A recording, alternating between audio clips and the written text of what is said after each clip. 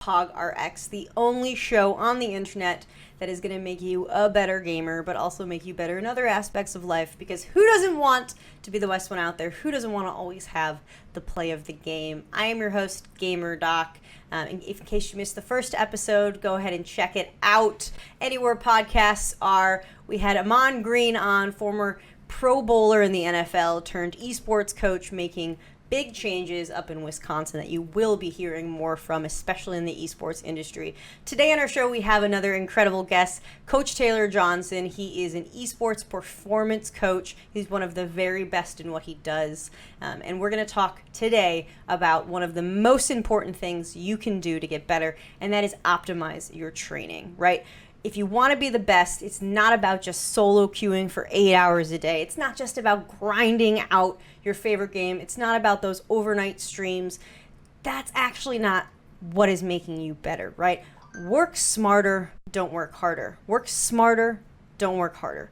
That is what we're going to talk about. And a lot of people use that phrase, use that buzzword frequently. But what does that actually mean? What does it mean to work smarter, especially in the context of esports? Esports is also super difficult because oftentimes if you're trying to be an esports athlete, you're trying to make it pro, you're not just an athlete, right? You're a content creator. And then you have other aspects of your life going on. You're trying to get fit because you're more in front of the public, right? You're trying to get fit. You're working on your skin. You're working on nutrition. You're working on diet. At the same time, you're balancing a family or friends, and all at the same time, right? So you're not just juggling that esports athlete ball, you're starting to juggle multiple balls, right? You got the esports content creation ball, and you got the other ball, and then you got all of these things going at once. All right, if you're watching, if you're listening to the audio version of the podcast, I was just juggling like 5 balls at once. Half of them were on fire. And when you start to add more things, the quality of the individual throws becomes less and less, right? So how do you maximize your time if you've only got 4, 5, 6 hours to train, if you've only got 2 hours to train? Making the most out of that training is going to be super important for you, and that's what we're talking about today, because it's not just about the solo queue, right? If you are going to be a pro basketball player, you're not going up to pick up and going up to the park and playing 8 hours a day. You're not doing that because it's not sustainable, right? It's not the most effective way to train, but also you're going to get burned out. Burnout is a huge, huge, huge aspect of esports performance right now, because we're seeing athletes retire well before their prime. And yes, they're physically injured, but I believe a huge component of that is mental health and burnout. So focusing your training isn't just going to make you a better athlete, but it's going to make you be able to game longer. Because once you hit your prime, you don't want all of a sudden be like, I guess my career's done because I'm 23 and I'm training too much. No, you got to work on those skills now.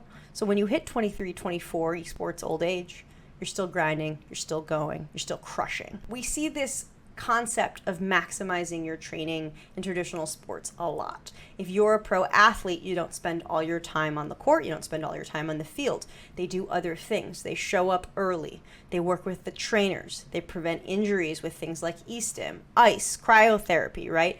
And then they go and do strength and conditioning. And then maybe they're going to do VOD review one day. Maybe they're going to go out and work on individual skills. So what does that mean for esports? If you have just 2 hours to train, and I say train, when I say train, even if you're a casual gamer, I'm not just talking about the pros, right? I'm also talking about you, because like we said before, we all want to be better. We all want to carry our team. So how do you maximize those 2 hours you have? Well, first and foremost, you got to warm up. You got to warm up. You got to do stretches beforehand. You got to get the blood flowing into that periphery. You got to get the muscles warm, the enzymes functioning, the blood flowing. That's going to make you better. But you also want to warm up with specific drills. A big one that I always say is great is Aim Lab. You know, we're talking to the chief performance engineer at Statespace. They make this beautiful product called Aim Lab. It's made by neuroscientists, and it's designed to make you better. Right, that is the AIM trainer that I recommend to everyone at the end of the day, because the data you're getting out is going to be better. The data that you use to perform is going to be better.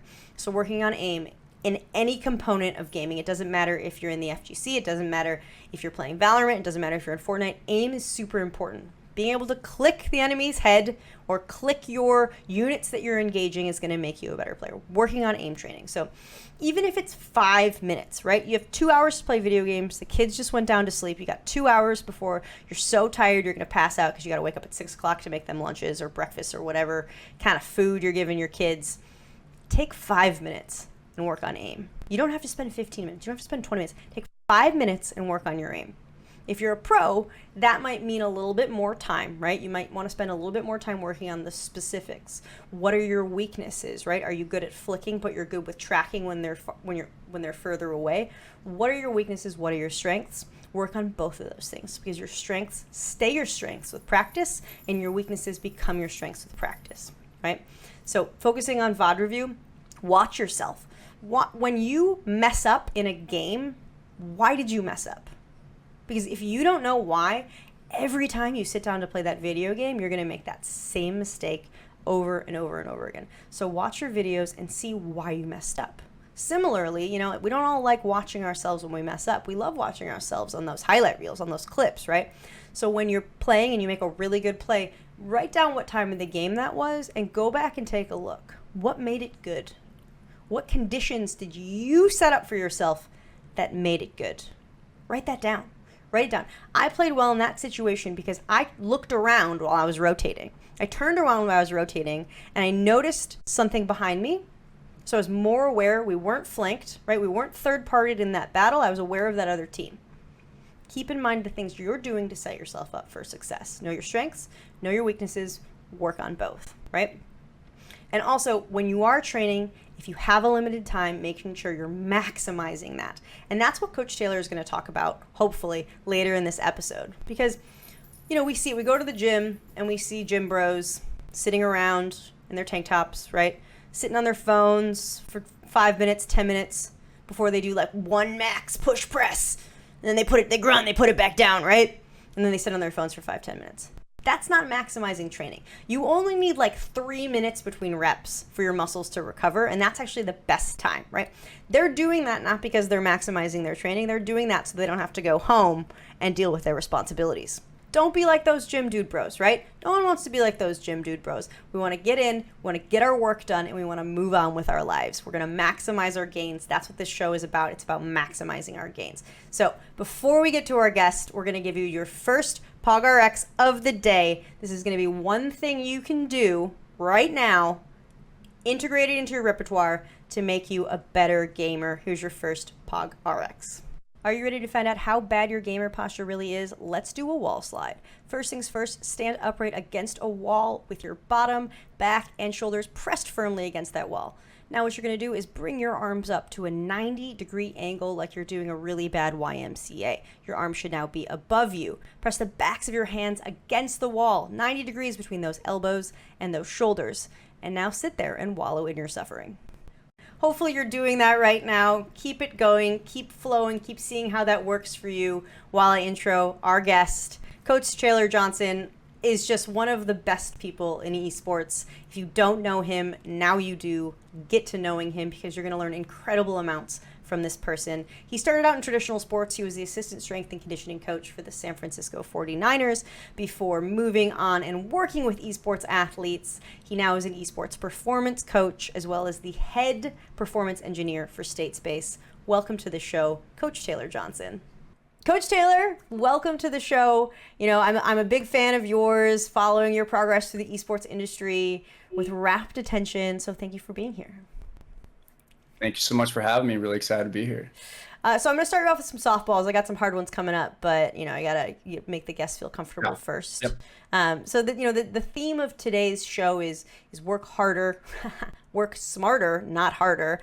So what are a couple things that you see esports athletes, gamers doing wrong that they can fix like immediately? Yeah, great question. And you kind of like with the little mix up in the beginning, I think oftentimes people think they need to work harder. So I think one of the big things is take stock of your strengths and then areas of improvement. I don't like to call them weaknesses because it's not a weakness. It's just an area that you could improve if it served you in your gameplay. So that's the first thing. Understand strengths and areas of improvement. The second is really understand when you're at your best, what environmental factors helped you get there. So if it's your sleep hygiene, if it's something you ate that day, and if there are consistencies in the things that you're doing throughout your day, you're like, you take note, you're like, wow, I'm actually starting to feel really good on a consistent level. Take note of that because success will leave clues. So then you can start to piece together other components, which we can talk about a little bit later. The third, sleep. Sleep.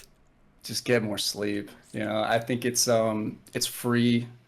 It's challenging. I get that. I mean, I struggle with my own sleep, from time to time. But if you can really get your sleep to a place where you are sleeping consistently, where you wake up and you feel refreshed, I mean, that's a total game changer because your entire perspective and outlook on the world changes. So how you navigate your conversations, how you navigate your preparation for gameplay, how you navigate your debriefs, all of that starts to change. And then that kind of funnels into the planning and preparation, and then that funnels into just kind of like your overall lifestyle and how you approach it. Whenever I talk to you, I always have so many notes after, like some for me, some for future ideas. I love that success leaves cues because sometimes I'm feeling like so good. I'm crushing work. I'm crushing whatever video game I'm playing. Everything's coming out really well, and I'm always like, wow, this is great. But I'm never thinking to myself, what did I do to make that good? What did I do before I started feeling great? So going back and thinking about the stuff I did well is so easy because it's so easy to go back and be like, oh, this is what I did wrong. This is where I could improve. But thinking about the It's stuff a balancing act. Yeah. I mean, that's all like introspection is really important, right? So part of that too is, it's not only the things that you're doing, it's also like, how are you showing up? Like, who are you being? Right. So it's the attitude, it's the mindset of a daily practice and intentionality behind what it is that you're doing. Right. mm-hmm. And so really it starts with like knowing yourself and understanding it's okay. Like, I mean, I'm a huge journal person. I love taking notes. I love setting intentions and declarations in the morning. Like, hey, I want my day to go like this. And then at the end of the day, I look back and say, okay, how'd I do? Did I fall from grace? If so, why? And then it becomes this practice of constant tinkering. You become your own science experiment, which is really fun. And then that kind of compounds over time. And then that just leads into, minor shifts in how you show up and how you kind of set up your life towards that.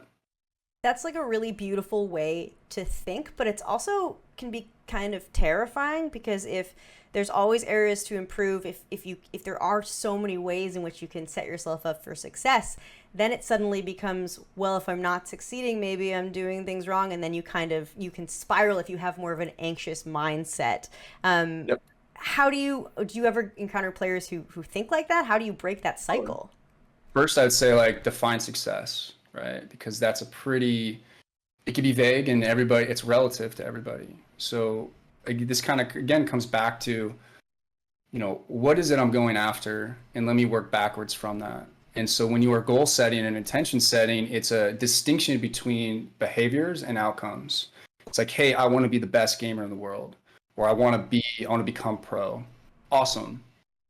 Now, what are the behaviors that then backtrack and funnel into that? And then you start to reverse engineer the practices that need to be true in order for that to happen. And so it becomes more of a bite-sized chunk. It's like, hey, I want to become a pro gamer or join this pro team. Well, we know it's not going to happen tomorrow. It could, but most likely it won't. So it's how can you create bite-sized chunks? And then I like to operate and coach people on 2-week cycles. So, hey, for 2 weeks, we're going to focus on this one thing. Maybe it's sleep. Okay, so we're realizing that like, hey, you're waking up, you're staying up super late, you're waking up, you're groggy, you're rolling into scrims, you're not fresh. Okay, for the next 2 weeks, let's change one thing about your sleep, and let's see if we can get that consistent. And I think oftentimes, to your point around, not reaching that success or having those failures. First off, failure's fantastic. There is no failure; it's only feedback, and you can use that to kind of fuel the process. But what you do is you basically have those 2-week cycles and you can say, okay, of my strengths and areas of opportunities, like we talked about earlier, what is the one thing that if I could get after this one thing, it'll make everything else just a little bit easier. Right. So there's a great book by Gary Keller called The One Thing. And that's what he talks about. And he has these 7 different spheres of your life that you can actually go after. And so I would encourage, players and coaches and organizations to say, okay, of these big buckets, these key areas in our organization or teams or myself as a player, what am I great at? What do I need to improve? what could be the one thing that if I were to put time and intention and energy into, that everything else would get a little bit easier. Yeah. So in our first episode last week, we went over all the stuff that you can work on to get better at gaming, like sleep, nutrition, exercise, things like that. And so when you're talking about, spending 2 weeks on sleep, this kind of reminds me of I'm getting really into rock climbing, and my coach and I were talking about periodization of my training and saying, okay, for 2 weeks, I want you to focus on power. For 2 weeks, I want you to focus on hand strength. And for 2 weeks, I want you to focus on the aerobic respiration of your forearms. So what it kind of sounds like you're talking about periodization of like esports lifestyle in general. So I don't know what. Well, yeah, can you explain that to me? You're teaming me up. I love this. Okay, so what I love to like call all of that is you wrap all that up in this overarching theme of a performance lifestyle. Okay, so you identify the areas in which you want to improve, the areas which you're great at, and then you start to think about, okay, like it's not so much the doing, it's who are you being? How are you showing up? And I talk about that a lot. It's a lot of ontological. It's the way of being, right? And so when you think around like, well, I want to show up, I want to be energized, I want to be focused, I want to be diligent with my practice. Okay, cool. So that's like how you want to show up. Then it's, okay, what are the things that I need to do in order for me to do that effectively and efficiently and consistently over time? And so with periodization, I think oftentimes people try to do too much too soon, too often. So kudos for your coach to saying, hey, we're going to focus on power, then we're going to focus on the speed or the forearms, whatever it may be for the rock climbing context. For gaming, I kind of see these 5 buckets, right? So you have game knowledge, game sense, you have mechanical skill, teamwork, communication, and tactical decision making. So it could be these 5 areas that you look at and say, okay, well, what are the ways in which I want to start tweaking those things? And then for periodization, without getting too deep in the weeds, because periodization is a whole, I mean, that's like hours and hours. And this is the stuff that I love. But really what you're focusing on is a few variables: volume, density, intensity, and frequency. Volume, density, intensity, and frequency. And so when you look at your day, your week, your month, your quarter, your year, what you're really trying to do is come up with a formula that works best for you, where you can manipulate and vary all these different variables over time. So that could look like, volume could be total practice time, total practice hours. Let's just use that as an example. So most teams and players that I speak with, they're like, I ask them, like, hey, so what's practice look like on a given day? Hey, it's like 2 to 3 scrim blocks. We do a little bit of VOD review. I'm like, cool. Like, what does the week look like? Oh, it's like the same. I'm like, cool. So it's the same thing every day. Like, what about on like a game week? Oh, it's pretty much the same. Or we have like, a break before or a break after. I'm like, cool. So how's that working out for you? And, classic Dr. Phil. And really what comes up is there's just a lot of burnout, right? Mm-hmm. There's not enough variation in the training stimulus. And that's why looking at changing different volumes, like different practice hours, total volume played on any given day is really important. Intensity is kind of hard to measure with esports, but I would say what I've been using with a lot of people is just rate of perceived exertion. So for that day on a scale from 1 to 5, it's like how challenging was that day? And that's a really good indicator for coaches and players to then say, okay, well, coaches have their own understanding of like, hey, my assumption is this day would be like a 3. But if players say, man, that was like a 4 or 5, and if across the board players are feeling that, well, chances are there are other external factors that are really starting to stress them. And so it becomes a conversation starter where you can start to pick apart, and it could be an individual thing or a team thing to think around, okay, well, do we need to have more variation throughout the week to allow for more recovery, both neural and physical? Mm-hmm. The density is the scrim blocks. So how much work is being done in a given period of time and how much rest is happening in between. Now, it could be very beneficial to stack scrim blocks back to back where you have, 4 hours back to back if it's an esport that has tournaments, where you're actually going and competing and you're playing long stints for a long period of time. You can train for that. It's also beneficial to have more space in between so that you can actually process. So working with teams and coaches and saying, hey, let's do a proper briefing and then a proper debrief to allow yourself to actually process and get the information so that at the end of that day, when you do your daily debrief, you have talking points to revisit. Because what I've found is players and coaches just roll into the next scrim block, and maybe they take 5 minutes And it's just not enough time. And sometimes, you know, granted to the schedule, you can't really do that, but it's at least being mindful of that. Yeah. Let's see. So that was volume, that was intensity, density, and frequency is how much it's happening over the course of the week. So one of the things that I like doing with players and coaches is saying, okay, let's think around 3 different days, A, B, and C. And we did this for the 49ers and we did this for our college teams as well. It's like, okay, you have an A day. You have 8 hours in this day. What is like flying, just getting after it? What does that day look like? Maybe it's 3 scrim blocks, maybe it's the VOD reviews, it's the debriefs, whatever it may be. Like, boom, that is a full stack day. Well, your B day is still 8 hours, but you're going to change what happens within those time blocks a little bit different. So maybe it's 2 scrim blocks, and maybe it's a little bit longer VOD review. Maybe it's some solo queue. Your C day is still your 8 hours, but maybe it's more individual mechanical practice. Maybe it's 1 scrim block. Maybe it's more VOD, or maybe it's just more of a light day overall where you're allowing them to kind of reset and, you know, recover so they can come back and do it the next day. And so then getting back to the periodization, you can then look at, okay, well, what does my day and what does my week look like? And when am I playing my games? Because that's the most important day of the week. And you start to work backwards. And the periodization, the magic of periodization, both for the individual and for the team, is how do you start to play with these different variables, working backwards from when it matters most, game day, and get them to a place where they feel primed, energized, focused, dialed in across the board, well rested, so that they can do what they need to do. And that is the peak performance. Mm-hmm. I love this because no matter who is listening, what skill level they are, they can all take something away from that. Like if you're an esports pro and esports coach, you should furiously be scribbling notes right now. But even if you're early on in your life, even if you're early on in your career and your training, one thing you can take away from that is you should not be solo queuing for 8 hours a day doing the same thing over and over again. Like people are always like, practice makes perfect. No, practice can make you worse depending on how you're practicing, right? So like, I love that what you're saying, it's the basics and anyone can take anything from it. And so why I call it performance lifestyle is that's, you know, the game specific aspect of it. But if you take a step back and you look at it, you could periodize your entire life. And it's not to say you want to fit everything in these little boxes and you have to control every little thing, but be mindful. It's like, hey, if I've got an A day where it's an 8-hour day where I'm just flying off the handle, well, then chances are I want to have some like R&R and I want to recover. So like, what does that look like for me? What are the tools in my toolbox that allows me to recover from those days? And so it really, I mean, there is no difference between whether you're training for competition or just training for the game of life. We talked about this before we started recording, like newsflash.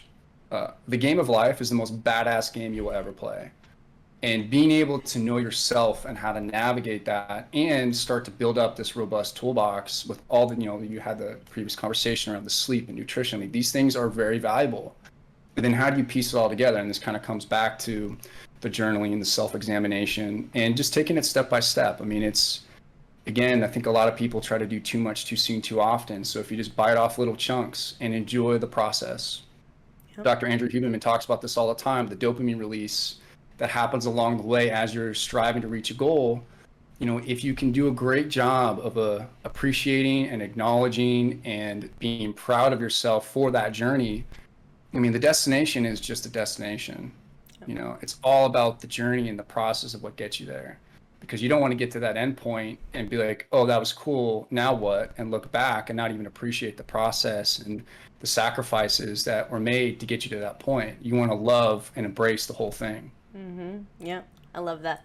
Wow. Oh my God, I have chills. I literally write down so much stuff while we're talking, like while we're doing that. So you're talking about so many awesome things, and this performance lifestyle you're talking about can be applicable not just to gaming, but to everything.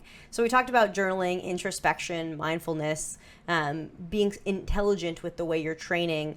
What other aspects do you think are like super essential to a performance lifestyle?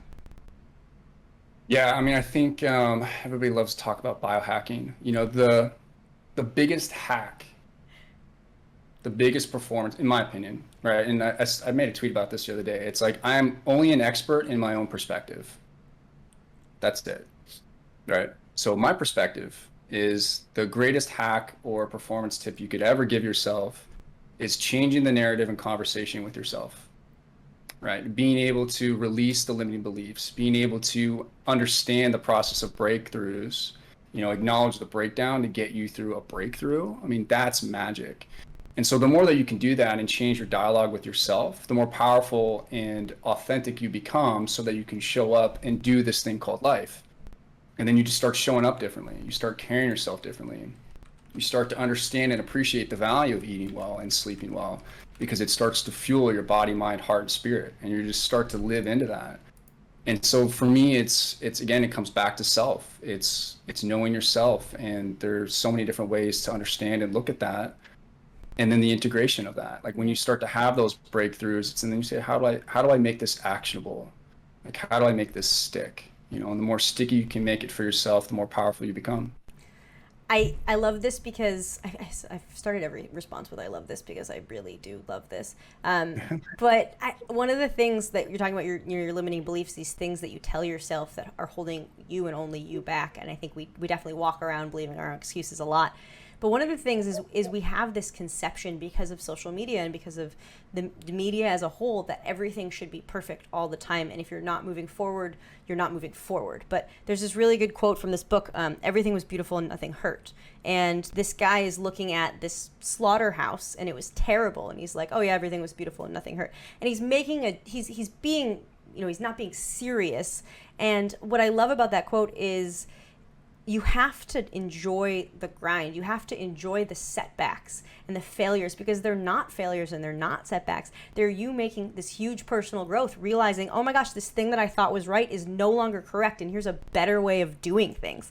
And I think that is so important. And one of those things we tell ourselves, we're like, oh, we didn't get that job. Oh, this didn't go as planned. That's bad. I'm bad. No, you're growing and you're learning and you're improving. And so that's what you're saying. Yeah, you're finding your edge. I mean, it's one of the most exciting things if you choose to see it that way, right? It's like all of the setbacks and the triumphs and the peaks and the valleys. I mean, it's all good. It's all great. It's all wonderful. Actually, I don't even like saying it's good because there's no good, bad, right, or wrong. It's just what is. It's how things are, and it's what is. That's what life is. It's how it shows up and presents itself to you. So then your perception of that and how you choose to navigate that changes everything. So the setbacks or not getting that job or not making that team or as a coach losing a championship or missing out on any aspect of it. I mean, it's all incredible insight and feedback for how you can really piece it together and be like, okay, like what can I change? What needs to change? What doesn't need to change? Do I want to change? I mean, that's a great question to ask yourself too. It's like, oh, there's all these things that I could do. Like, am I interested in that? Like, try it on, and like have that experience and visualize yourself as that person. Like one of the most powerful tools, one of my mentors, he does a lot of psychological preparation for Navy SEALs and special ops, and I mean, he is on a whole other level. And one of the things that we talk about quite a lot is, one of the easiest ways to get yourself in the mindset or this way of being of this, ideal self, whatever the ideal self is method acting, is envision yourself as that person and what would that person do in the situation. So if you want to be like Jason Bourne, cool, calm, collected, what would Jason Bourne do? Like WWJD. It's like, what would Jason Bourne do? Like how would he respond in this moment? How would he show up? What are the things he would be thinking? And you can start to try that on, and it becomes part of like who you are and who you become. Yeah. I'm more of a Liam Neeson, whatever. What is his line? He's like, I have a very unique set of skills. Unique set of skills, and I will find you. Yeah. Yeah. All right, well, I feel like I could talk about this for 47 more hours with you, but unfortunately we are almost out of time. So my last question, you talked about so many amazing things that people can take and improve and do tomorrow and make their game better. So I want you to pick, what is your POG RX, your one prescription you're writing, not medical advice, to make people what they can work on tonight to be better at gaming? I would say get really clear on your goals. Kind of coming back to the outcome and behaviors. Get really clear on what that looks like for you, what it looks like, what it feels like, what your environment is like, the people you want to surround yourself with. Like if you were that person that was on that championship team, how does that look, feel, smell, taste, all of it? and then start to think around, okay, like what needs to be true for me in order to go do that? Because then that'll point you in the direction of the areas of strengths and areas of improvements. And that kind of gives you a roadmap. I think a lot of people that I've talked to, I mean, they're like, man, I just want to do all these things. Like, where do I start? I'm like, that's a great question. Have you clearly defined where you want to go? And they're like, kind of. I'm like, cool, let's get really clear on that. Like, what do you want your life to look like, man? And how you want to be showing up? Like, what's true for you? And it can change, and that's totally awesome. Like, it'll probably change many times. You know, like you and I, our careers have changed and like zigzag all over the place. It'll continue to change, but being really clear. And actually, as I say that, I think being really clear on what you value. And so you can apply that to gaming, you can apply it to life, you can apply it to everything. Just be really clear on what your values are, and then that'll inform a lot of choices and how you navigate the world. I am just so into that, what your values are, because I think we're pushed at a young age to pick a career really quickly. And when we are 18, 19, 20, the things we value are really different than the things we value when we're 40, 50, 60. Because when you're that young and you don't come from a place of privilege, you know, money is a huge driving force. You're like, I need money, I want money. And so sometimes we're pushed into careers that we might be skilled for, but we don't value. And for me, that was definitely the case. You know, I went into medicine for the wrong reasons and was deciding career paths. It was like, okay, do I want to take this cush sports medicine job and make a bunch of money? Or do I want to do this esports thing? What do I value? And what I value is autonomy. I value quality of care. I value networking, connections, and making a difference. And that pushed me into a completely different career path. My life would be so different right now. I might be able to catch that fly that's buzzing around, though. Catch it. So figuring out what you value is huge, and can't be even touched. You know, people might be listening and be like, well, what does that mean? It's a journey. It's a journey. And like Taylor said, it's always going to change, and it's always going to grow, and it's always going to evolve. Yep. Yeah. I mean, it can be ambiguous, and that's also kind of life, right? Yeah. So get really good at being with whatever shows up and presents itself in your life. And the last thing I'll say is, you know, I talk a lot. For me, a lot of performance is not like, it's no longer about just like the sleep and nutrition and things like that. It's like who you are as a person. Yeah. Right. So the thing I'll leave you with, Peter Crone has this amazing quote and says that the universe will provide you with people and circumstances to reveal the ways in which you're not free. So what does that mean? Life is going to give you people, circumstances, experiences that trigger you, that piss you off, that maybe excite you, maybe brings you joy. And all of that is there for you to look at and work through and try on and be with. And that helps you navigate life. It's a beautiful thing. You just got to choose to see it that way. And if there's any questions around that, you can feel free to hit me up. That's the stuff I love to talk about, and totally open to diving into that. Where's the best place for people to hit you up? Because I'm sure lots of people are going to be interested in learning more about that. Yeah, you know, Twitter, Instagram, Coach T Johnson, or Coach Taylor. Mm-hmm. Fuck, I don't even know, man. Yeah, sorry, it's below Coach you. T You're Johnson. good. Yeah, Coach T _ Johnson. Perfect. Yeah. Perfect. Well, Coach Taylor, this has been amazing. Every time I talk to you, I learn more. My brain gets bigger. Thank you so much for joining us today, and keep crushing. Seriously. That is it for our show today. I hope you've learned at least one thing that you can take home and make yourself a better gamer. You know, the name of the show is PogRX. So after every show, please go on Twitter and check out our play of the game that we have chosen from our community. If you think you're the best, if you think your play deserves to be highlighted, make sure to give me a tag at GamerDoc _ so we can get you featured. So go ahead and head over to Twitter and check that out for us. That is it. I hope you all have a wonderful week. Stay happy, stay healthy.